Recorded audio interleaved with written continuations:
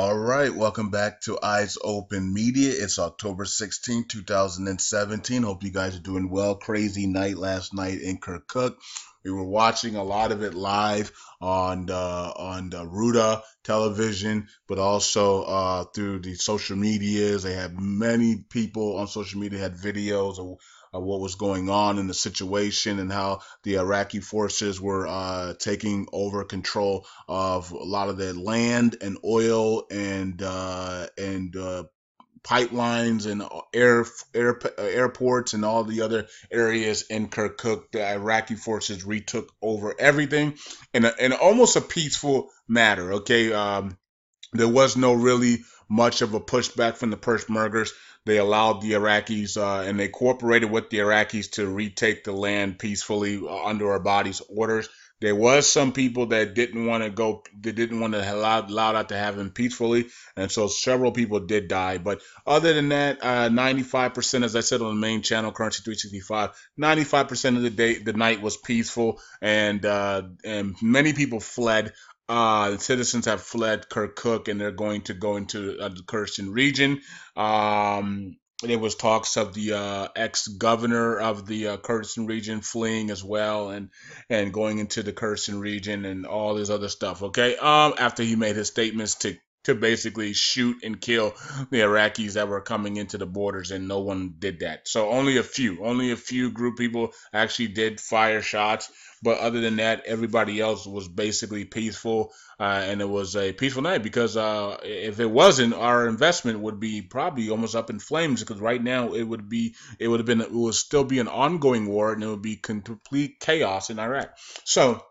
And but just because of that tension alone, we saw that the government, the bonds had suffered, and international bonds had suffered, or something like that. I think I have the article, so we'll get into that later. But right now, there is a new governor in Kirkuk. I want to make sure you guys know that on this channel as well. There is a new governor in Kirkuk, and of course, it's a guy that doesn't like the Kurdistan region and is for Baghdad. And I told you guys that's exactly what they were going to do. Abadi was going to do that. Abadi was going to come in and take over the land using his military, and he was going to also put in a guy who does not want to go independent with the Kurdistan region. He wants to stick with Iraq. So that's exactly what they did. Now, because he did that, and because he took back over the land, and he did that, and with barely no fight from the for the Peshmerga forces, and let's hopefully see Article 140, because if they pass, this will be a great time for a body to pass Article 140 since they have the land back, right? He didn't want to pass Article 140 because the Kurds had the land. But now that the Kurds coexist with him and getting and them retaking back the land, I don't know why the Peshmerga forces did that, but because me personally, I would have died for that land. I would have. You ain't gonna come in here and punk us, man. This city wants to go independent. They've declared that they want to go independent with the Peshmergas. They voted on the 25th of September to go independent with the Kurdistan region, and then you're gonna come in here and bulldozer everything and take the land back from us like we some punks. I wouldn't allow that. I wouldn't have allowed that to happen. But I'm glad that they did it that way, so our investment wouldn't have went up in flames. You know what I mean? But anyways, so that being said, we need to see Article 140, because Article 140 was held up because the Kurds had the Kirkuk. Now that the Iraqi forces and Iraq has Kirkuk back, and they're no longer flying the Kurdistan flag, we need to see Article 140 immediately, because this will be the perfect time for a body to implement Article 140. So this would, so I want to see Article 140 immediately from a body, because he has the land back, he has a disputed area back in his possession. Go ahead and activate Article 140. Okay, that would be something that wouldn't be a no-brainer, wouldn't it? So anyways, Abadi did make a statement. You guys can barely see this, so I will post it in the comments section underneath the video on Facebook, Currency 365, for you guys. Like and follow us on there at Currency 365 on Facebook. And in here, he's just talking about the accordance of the Constitution. I mean, this man has said the word Constitution probably 6,000 times in the last 3 months. But before that time, he's probably said the word Constitution twice in 3 years. Okay, but the last 3 months, he's been just saying nothing else but the Constitution has been on his mind. Every word this man has said is said, according to the Constitution, they are unconstitutional. Constitution this, Constitution that. But before the last 3 months, we ain't heard nothing from a body about the Constitution because he wasn't implementing the Constitution. He wasn't passing the important laws. He wasn't giving purchasing power. He wasn't giving well, it's not his job to give purchasing power, but he can demand purchasing power to be given to the citizen. He wasn't passing the laws. He didn't have the Article 140 done. He didn't have the oil and gas law. He didn't have the oil revenues for the citizens, which is all in the Constitution, by the way. The internationalism for Iraq's economy. In the Constitution, he doesn't have none of the stuff that's part of the Constitution. He didn't have proxy government. That's not part of the Constitution, the body. How about you?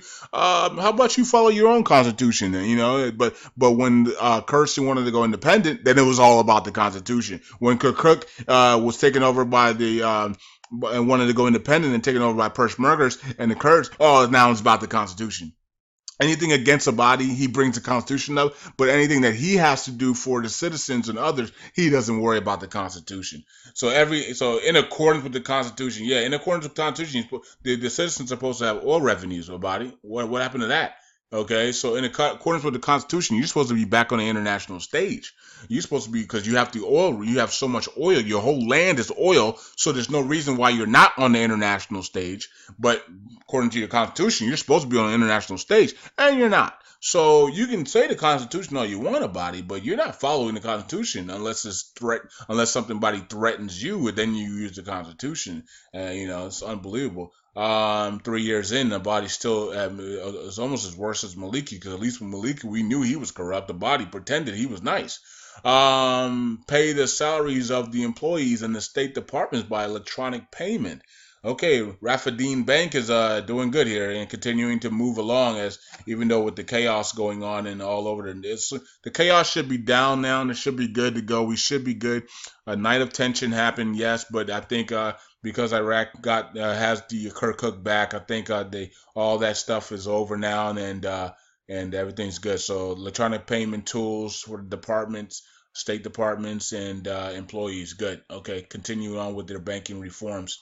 Now, we need to see the economic reforms. We haven't seen that yet. Okay, but we are seeing the banking reforms, right? So let's see here, the decline of Iraq's dollar bonds with the escalation of tension with the Kurds. Yeah, so because of the Kurds because of the things that they're dealing with the Kurds, it's hurting them with their dollar bonds. Okay. Kuwait says Iraq's gas agreed to import does not exceed 5% of our compensation. Okay. Let's see here. It says the most dangerous warning from Baghdad to the region of Kirkuk. Okay, that must have been right before they went in. Not sure. It says here Iraq cancels imports of gold through Kurdistan. Yeah, they're shutting everything down from the Kurdistan region to them, which is going to cost Iraq money. It's also going to cost the Kurds money. It's going to be shaky for others to want to come on in, knowing that you're cutting one of your regions off that was making you a lot of money. The Kurds make Iraq a lot of money, right? They have the oil, they have water, the oil, they have the guy who runs the internet, and they got a whole bunch of things over there in the Kurdistan region. So when you cut off things from them, you're really cutting yourself off. So internationally and economically. So I don't know, but the IMF said they'll be fine. So Commander Abadi orders the lifting of the Iraqi flag in the disputed areas. Yeah, so they did lift the flag of Iraq, and I think Iraqi Day had that. So we'll check that out in a second. Okay, this Talabani's son. I think this is Talabani's son, and Talabani passed away. The father. I think this is his son. He says, while we were busy protecting Kurdish people, Barzani was busy stealing oil. And I did show the video on the main channel about the people destroying the Barzani statue because he stole all the oil in the Kurdish in one area of the Kurd region. And I even made it clear. I said, look, Barzani's thinking like this: if I can steal $100 billion worth of oil, and you knock my statue down, and that's the consequences for stealing $100 billion, I'm gonna do it every time, and that's what Barzani's thinking. Like, okay, you knock my statue down. Ooh, yeah, I got $100 billion worth of oil. Okay, or I sold $100 billion worth of oil, and you knock my statue down. Cool, I'll do that. I'll take that every time, and that's probably Barzani's mindset right now. Um, the Iraq government is committed to preserve the integrity and unity of Iraq and guarantee security for all. Okay. And they did a good job last night. It wasn't that bad of a deal. Some people did die, but overall, 95%. It was no. A lot of people didn't die. They didn't get hurt, and they went through it and they took over, and it was pretty successful. You know what I mean? But of course, Peshmergas didn't fight back. So most of them, 99% of them, didn't fight back. There's only the little stent of people that did actually fight back, and people did die. But other than that, they didn't do anything. You know what I mean? They didn't fight. So they coincided with them to get the land back to the Iraq. So Kurdish party demands Barzani to resign immediately and end his political life. They've been saying this for a long time, and he won't do it. Head of the joint operations raises the Iraqi flag in Kirkuk. All right, so Iraq is back in control of Kirkuk. So what does that mean for the people of Kirkuk? I don't know. We don't see Article 140. So, I mean, you're basically going back to your old ways of not getting anything. You're not getting your revenues. You're not getting anything. You're not getting laws. You're not getting you don't have purchasing power. So what are you really celebrating? You know what I mean? So unless they're going to pass Article 140 and pass the oil and gas law, now can they actually pass the oil and gas law with what that just happened with the Kurdish region, the Peshmergas in the Kirkuk, and then also the tension that's been going on. Can they actually pass Article 140 and the oil and gas law with all this tension? I don't know. It's going to be kind of now. What I would like to see is a lock lift that value to 1-to-1. Then they ain't gonna have no choice but to pass the stuff now because it's too late. They would have to be forced to pass everything, and so that's why a lock can release the pressure by just getting that rate up to 1-to-1. Then or 117-to-1 or 125-to-1, 121-to-1, whatever the rate's gonna be. Get the rate up, because then they wouldn't have any choice but to pass these laws. And until you free themselves, until you free that rate, you can see a lot of tension and problems continuing. I mean, Allah has the key right there to freaking turn that rate on, and then once that rate's turned on, there's no going back, and they would have to pass these laws. Turkey hands over this idiot crossing the Iraq Baghdad. So I'm not even gonna talk about that. Let's go here. This is Facebook here. So I just posted. This is the one I posted earlier on the main channel. Kirkuk back under Iraq, under control of the ISF after a crazy night. They were alive. Videos unavailable. Yeah, because they took it down after it was live. They probably knew that we were watching it, and they probably, YouTube probably stepped in and said nah, or Aruda just took it down after they were finished live streaming. Let's see here. Let's see. Now this is from my crypto video. So what is this? What does it mean? Okay, I already explained that. It means that you're going back to 0 satoshis. Can you explain? Can you please send a few? Hold up. Can you please spend a few moments talking about IRS and capital gain? I don't know nothing about that. I'm not gonna talk about that. I don't know nothing about that, man. The cryptos are so too new for us to know what to do about that. You see how Coinbase was so confused with the IRS on that subject as well, and they've been in law, they've been in court about it. So we don't know about taxes and stuff with cryptos. We have no clue. We don't know if we send it here and spend it here. What is taxable? What is not? We don't know. We have no clue. You know. Does anyone know if you're holding pieces of BTC and not a full official BTC? Are you still eligible for the hard? If you're holding BTC, you're eligible for the Bitcoin Gold, and depending on your exchange. If you're on the exchange, if you're holding it in your private key, private wallet, whatever, and you can then import your private keys to get the gold, Bitcoin Gold. But if you're on an exchange and you're holding Bitcoin on your exchange, and if the exchange, supports Bitcoin Gold, which all the exchanges should, but but they're not. So we don't know. You know what I mean?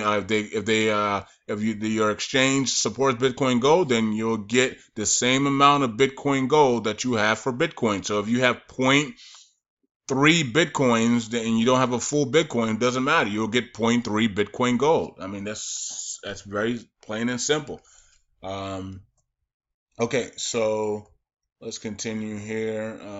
Whatever you have in Bitcoin is whatever you're gonna have in Bitcoin Gold for the exchanges that actually do support the Bitcoin Gold. And we are coming up to the 25th is coming fast. Let's see here.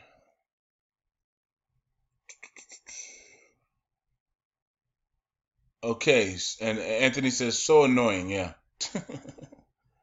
I'm not sure if he's talking about John's comments or he's talking about Iraq and John. Maybe both. No rate change as long as the body, Alak, and the corrupt GOI is still in power. Maliki is still hanging around, floating. Yeah. Yep. That's what it seems like, but that doesn't mean it's not. Doesn't mean it's not possible. It's sad that a body did the things he did and blah blah blah blah. And Oria has here about the statements from a body but yeah, Alak in there as a proxy, acting governor for Maliki, and also Abadi 3 years in, refusing to free his country within 3 years. I mean, unbelievable. You promised last year that the country would be free. Didn't get it done. Didn't even get Mosul done last year when he promised Mosul by the end of last year. He didn't get that done till summer of summer. Think about it. Think about it. Abadi said late last year, around this time last year, that Mosul would be done by the end of the year, right? Obama comes out and says, "Yeah, Mosul's gonna be done by September, man. Mosul by September easily, right?" And then Abadi said, "Nah, by the end of the year we'll have Mosul." It took him to the summer of this year to get Mosul done. That's how much he really cares about his country, right? And now we're sitting there with Rawa and Qaim left, and they still haven't even called a war in Rawa and Qaim. So he was busy with Kirkuk, and it's unbelievable that he can handle the business of the Kurds and the laws and pass laws against the Kurds basically overnight. But for his own people, he can't pass laws in 3 years. He can't give purchasing power in 3 years. He can't give jobs. He can't create jobs. He can't put out the new ATMs. He can't bring out the lower notes. He can't get the whole entire country liberated. He still has two regions to go, and he hasn't declared any war on that yet. But he went in there and cleared operations in Kirkuk and got it back overnight. But he can't. But Rawa and Qaim have been 3 years sitting there like, what are you doing? So it's kind of interesting that to his own people, he doesn't care anything about. But for Kurds, man, he will create laws. I mean, they went in there and created laws after laws after law, and he even used executive order power, something that he could have done for the reforms, and he refuses to do anything for his own people. But against the Kurds, man, he will use executive order. He will go in there and create laws and regulate laws, and he will bring his forces. He'll command his forces to go in places immediately and get it done. But for his own people in his own country, nah, Nah, he don't feel like doing that. He don't feel like returning to the international stage. Nah, not for his own people. Nah, I'd rather see him suffer because if they don't suffer, then that means that they could they're going to be almost as equal as us, and they can come after us, and that's why they fear giving their people money and purchasing power and stuff because they don't want them to come after them. They don't want their people to be equal or at least have some type of advantage on them at all. So yeah, we might not see anything under our body. He's got another year left, and boot him out, and maybe after he's gone, they'll put somebody in that actually they'll bring somebody in that actually can run the CBI and actually can be the prime minister that actually wants to give wealth to their people.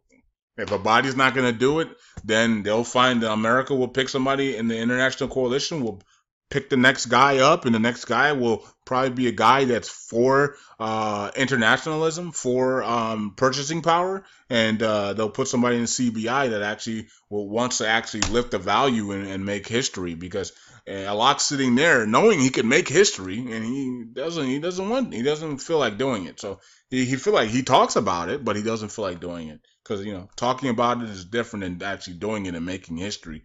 Okay, so interesting that if I was in there, if I was a lock and I was in there, I'm like, man, screw y'all, I'm making history. My name's about to be in the record books. You know what I mean? But if a lock leaves the CBI without making a move, I mean, what an embarrassment that would be, right? What an opportunity wasted to cement yourself in history as a legend, giving the revaluation that everybody around the world thought it was a scam and all this other stupid stuff and the gurus and blah blah blah, and that finally is finally over. But Alok not doing it yet, so we'll see if Alok does it or not. Electronium here, 2 days, 7 hours left to get the 10% bonus. I know one of my homies is gonna be that made a bunch of money on Digibyte. I think he's about to come in this thing big. And if he's listening, use my link. Yeah, it's in the first link in the description section. If you are coming in, bruh, if you are coming in, he probably already signed up. I can't see people's names on here, but if you are gonna sign up, brother, use my link. Don't give away free coins because also you get 1% bonus as well if you use somebody's link. That's why I use my boy's link. So if you guys are coming in, use somebody's link so you can get that 1% bonus, and it's right up here. So you get a 1% bonus if you use somebody's link. So they encourage using links so they get bonuses. And you get the 10% bonus as well. So you get 1% bonus for using somebody's link, and you get 10% bonus on your coin. So cool. And 2 days left for that. And I was trying to figure out why Stellar Lumen was up so big, but here it is. The big news on Stellar. IBM blockchain payments to use Stellar Lumen in major partnership deal. So that's why Stellar is up 100% plus, okay? And you would think Stellar's been down like 6,000% in the last 4 months. You would think Stellar would be not up just 100. Well, Stellar's actually been up about 400% in the last 3 or 4 days. So actually, the last 5 days, I think it's been up like 500%. So I ain't gonna say nothing about Stellar. So it's been down so much though, but somebody had inside information on this, and they started running the price up. They started buying a whole bunch before the news actually came out because if Stellar started moving, people were like, "Why is Stellar moving?" And now we find out why. Okay, because IBM blockchain. And I'm pretty sure people from IBM and I'm pretty people from Stellar, the crew from Stellar bought up a bunch of coins before the news hit the market. So inside buying, insider buying and stuff it's not illegal in cryptos because we're decentralized. So people that are in the know can buy up coins before news. It's illegal in the stock market, even though it does happen. But for cryptos, since we're decentralized, it's not illegal at all. So if you get inside information from cryptocurrencies and you buy it up and then it runs up 3,000% because you knew that Google was going to do something, that's not illegal in the crypto because you're decentralized. Okay. So I just want to let you people know that. Now let's go and look at the coins here and let's see what's popping. Okay, Bitcoin at 5,690. Ethereum's up a little bit on the hard fork day. Ripple up 3%. Bitcoin Cash is up a little bit. Litecoin It's up a little bit. Dash is up a little bit. NEM up 8%. Monero's up a little bit. Neo up a little bit. BitConnect up a little bit. IOTA up 5%. Amiso goes down. It looks like it looks like Amiso goes about to break this support line here. You see the line here? You see that? I'm gonna touch it right here. You see that one? Not it didn't actually get down there. You can see a little bit of a white there, so that's not it. 2 and 3. So that's a triple bottom there for for that. If it breaks this line, we're going back here. You see this line right here? We're going back to this line, which is like what 710 maybe. And if we break that, we're going back to we're going back. We're going about $5 to $6 for a miso go. So watch out for that. Looks like a bear break is coming for a miso go. I'm pretty sure people are shorting the crap out of it since $12. And that's probably what's happening as well. It's probably a lot of shorts on the miso go, but they will cover once the news comes out, of course. And I'm pretty sure that's what's going on with Stellar as well. The reason why it was able to go up so high is because lots of short positions had to cover quickly when the news came out, and then when that happens, it explodes the price because people have to buy to cover the shorts. Okay, so when you're shorting something, you're basically selling first, and then you buy. It's just reversal. When we come in to buy a coin or a stock, you buy the coin, and then when it goes up or down, you sell for a profit or loss. When you're shorting something, you sell first, and then you buy, which is called covering. You buy for a profit or a loss. Okay, it's just the reverse. All right, so that's why when people have to cover their shorts, the price usually goes up parabolic. That's what you call parabolic moves, is because there's shorts that are covering. Okay, that means they have to buy, and usually a lot of them just put in market buys just to get out immediately from their short positions, and that just takes the price skyrocketing when all of them are trying to get out at the same time. So you'll see 100 to 300, 600% moves when that happens. Okay, so BitShares up 15%. Good to see BitShares having a little bit of a life. Let's see, Rotasium is down. Okay, Populous is continuing up a little bit. You can see Populous just moving upwards. It's in a nice upward trend, but just slowly and surely. No really excitement around it or anything yet. But at some point, you're gonna see the bulls say, okay, this is an upward trend, and it's going up nicely, and then kaboom is just going to make this type of parabolic move upwards, and I think we'll see it can it could easily just move like this all throughout next year as well, but just an uptrend, so right now we're at $3, and then by this time next year we could be at $30, right, or something like that, and continue just to be on a slow upward movement. Digibyte, nice explosion there for Digibyte. Back to 1 cent. Usually when Digibyte falls below 1 cent, you expect this 20% move.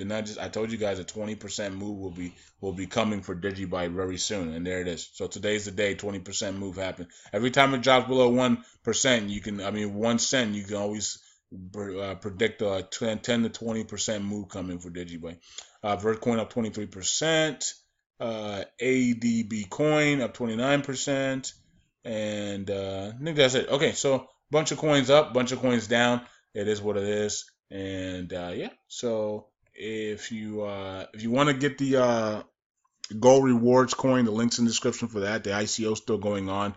And then also electronic, whatever this is called, Electronium as well. The links are in the description, and the top 2 links in the description section. All right, so that is it for me. I've covered everything that I need to cover. We're 28 minutes in, so I'll let you guys go. Peace out, everybody. God bless, and eyes open.